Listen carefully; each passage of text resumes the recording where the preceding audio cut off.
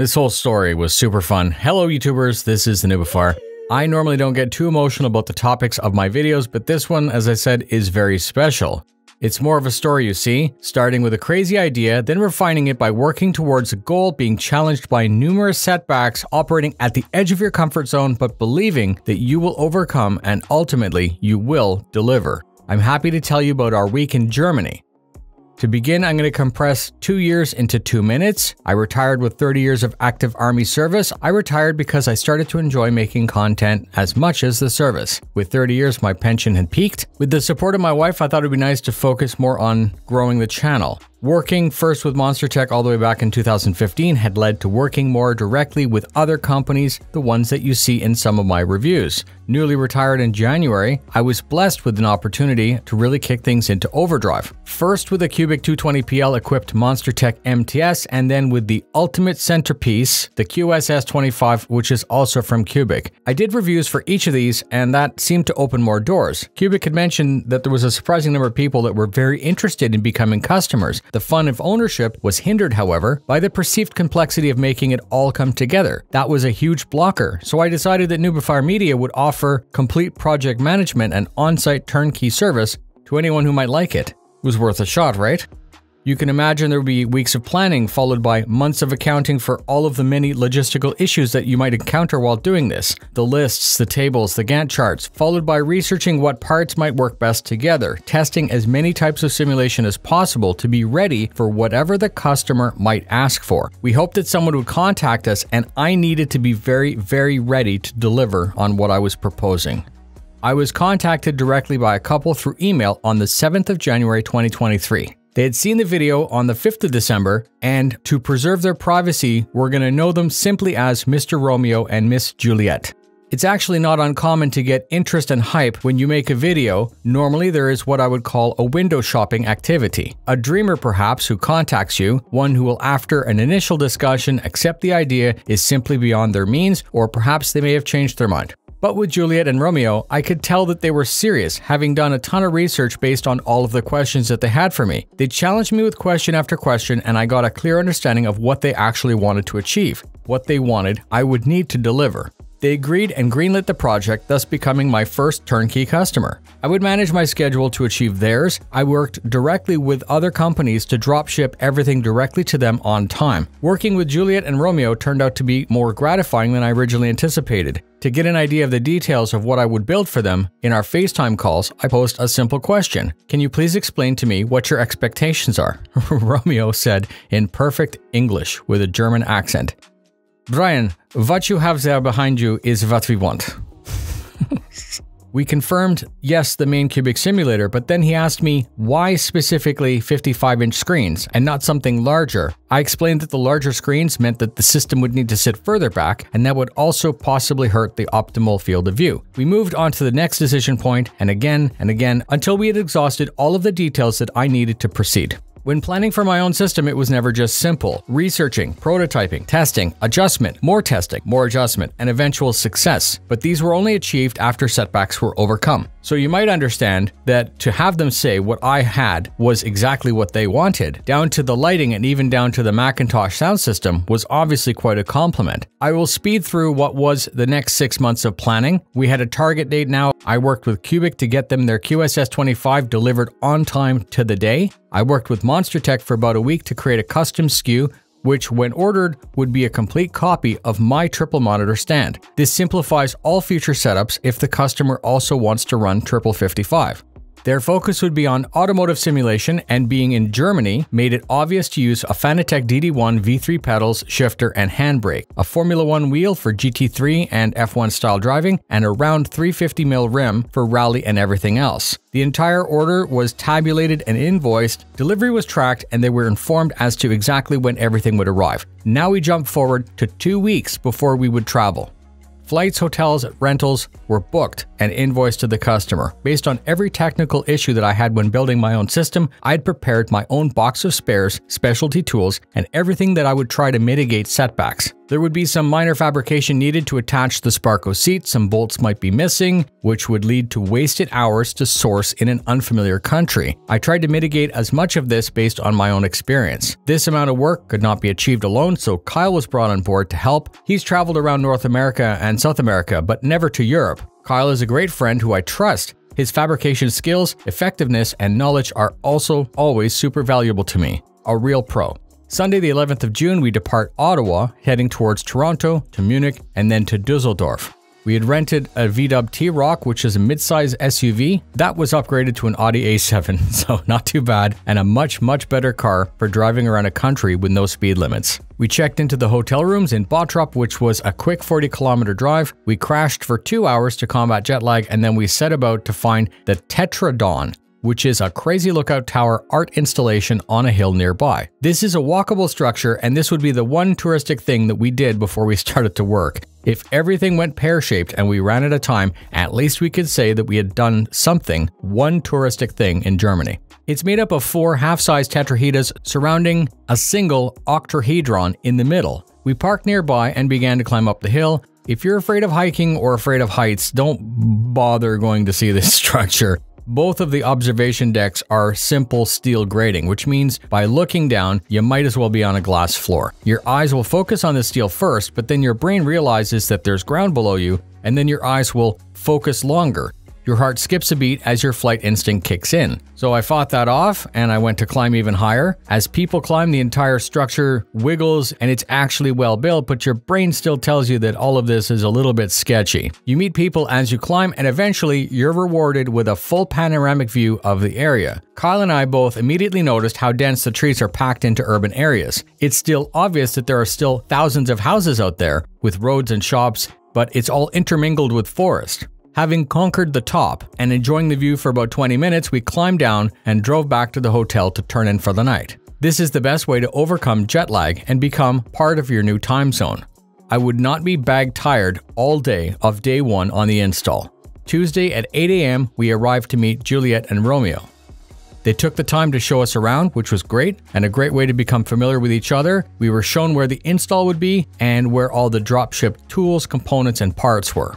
We did a quick 10-minute check to see if anything was missing, and that's a nice little bit of foreshadowing to how the rest of that day would go. We started to piece together the 55 monitor stand. We were missing some critical parts, as it seemed that there might have been some confusion. So we've had our first snag of the trip. It's a minor. It was an expected snag. Yeah. So Brian's driving, so I'll kind of man the camera here. But basically we were just missing a couple small parts from Monster Tech, who are luckily located in Germany. However, they are not co-located with our area. So we have a little bit of a journey, 2-hour drive, I think, each way. Yeah, it's gonna be good though. It says it's 2 hours. We're going on the Autobahn. So good. Then we're gonna go do a quick run through of the Monster Tech facility, grab some stuff off the shelves, and then get back to putting stuff together that you will see in a time lapse shortly. And we'll work a little bit maybe later tonight. Yeah. So how are you feeling so far? Good. I'm excited to hit the Autobahns. How was your overwhelming experience of the setup location? The house is beautiful. It is magical. Magical house. And as amazing as this sim rig is, it will not be the nicest thing in the house. No, not even in that little room. It's not. It's going to be a nice keynote, a little focal point, but it's not going to be.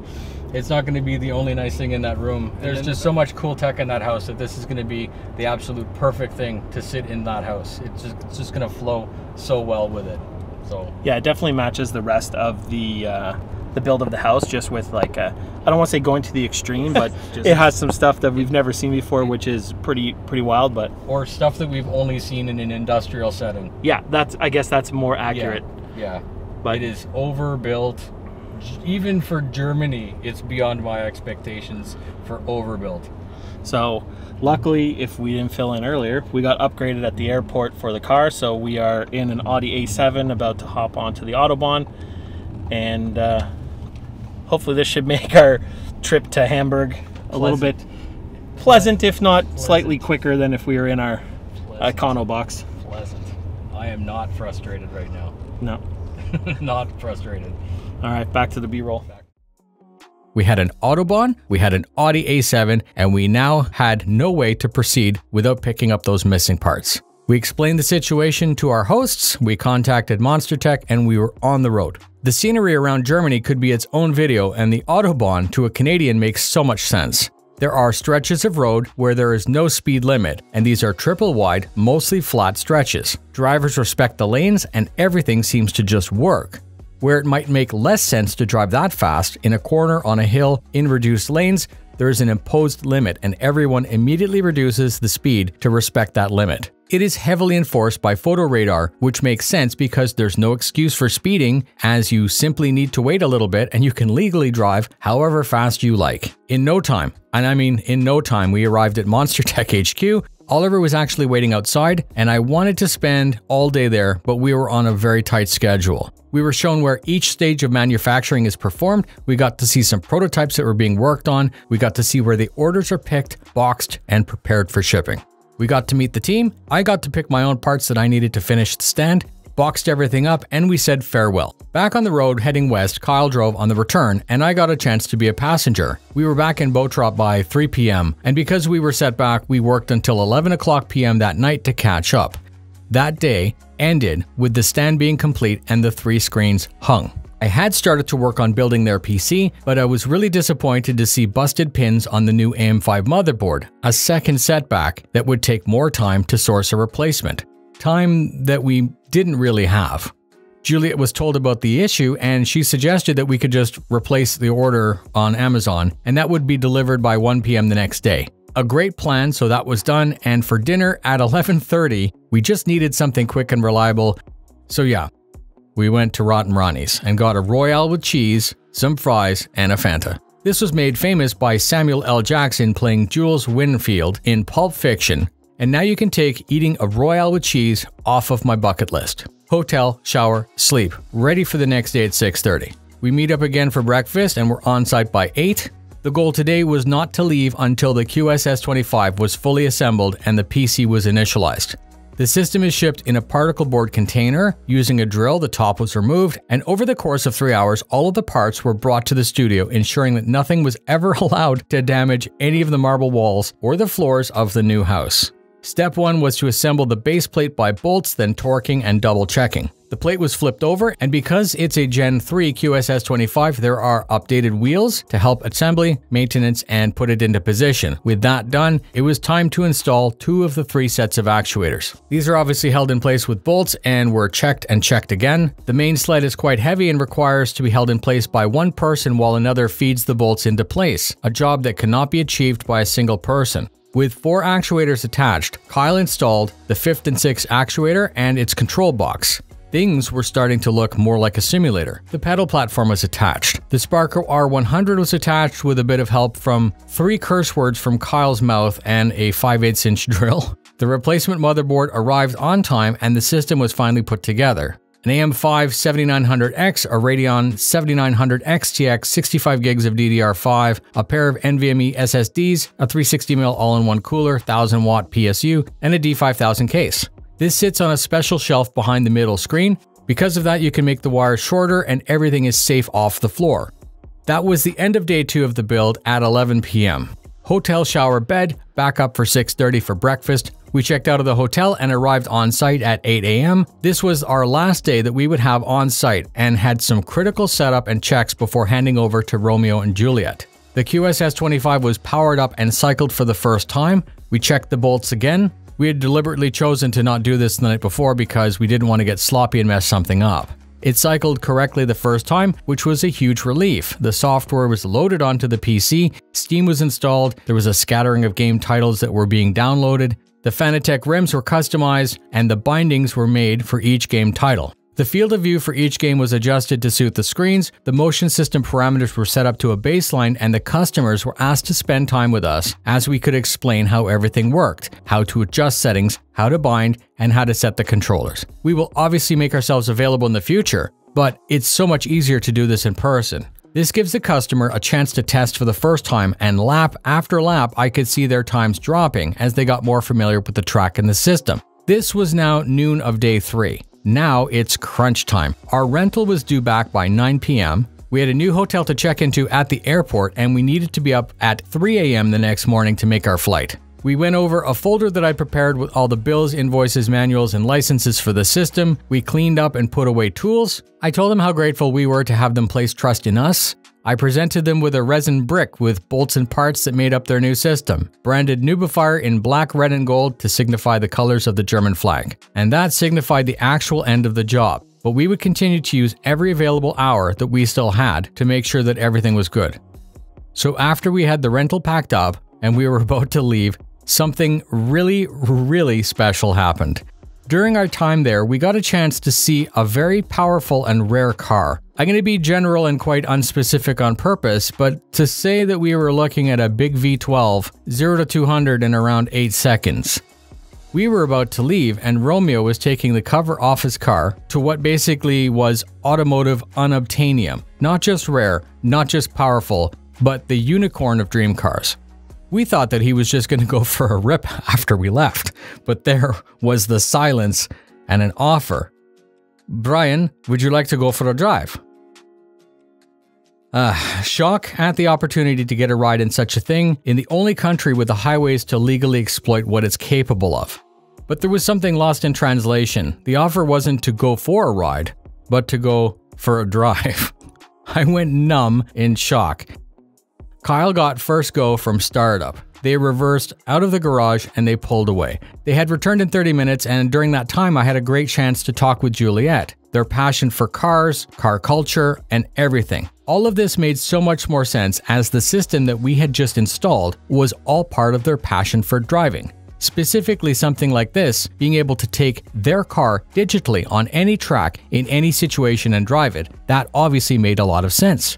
So perhaps you might think that the total investment is very high for a simulator install, but consider the total value of being able to drive the wheels off of any simulated car without the risk of destroying or damaging yourself, someone else, or the car. Fun for yourself for sure, and really fun when friends come over, but also potentially the tool that you need to take your skills to the next level. I don't, or at least I shouldn't need to explain the emotions and happiness I had driving that car that day. I don't and shouldn't need to explain what might happen when a car can go over 350 kilometers an hour and you have a generous stretch of highway where it's legal to reach it. Wow, the grip.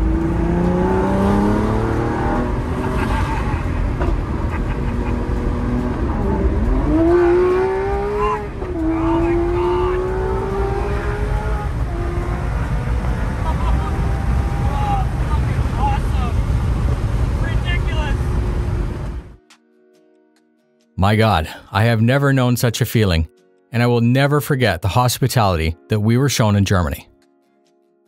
Thank you so much for spending your time with me. We hope the story was interesting, and as always, if you're one of those who would like such a thing as a simulator in your basement, but may not have the time or confidence to install it, contact us. That's what we're here for. Be good to each other. Well, in context, we finished the sim rig. The sim, yes. Let's talk the important part. Yeah. The sim is good. I don't care too much. I'm very happy and proud of our work, and it's obviously what we came here for. It was just icing on the cake after like a long week of working our asses off. And it doesn't make sense to own a car like that in Canada because you can only do 100, and then it just all makes sense here because you see a circle with 3 lines, and you just push it. That's what the car is made for, and it doesn't make any sense anywhere but here. This is like the only country on the planet. If I bought that car, I would move here because there's nothing you can do. It's just, I can't drive that car in Canada and be satisfied anymore. So now we're just stopping to finally figure out how to get to our airport. Because we have to drop off the car soon. Now. Yeah. So you go and get minimal sleep, hop on a plane, and get back home and digest all this stuff and go through all this footage and see what we can post. But insane. Been an insane couple of days.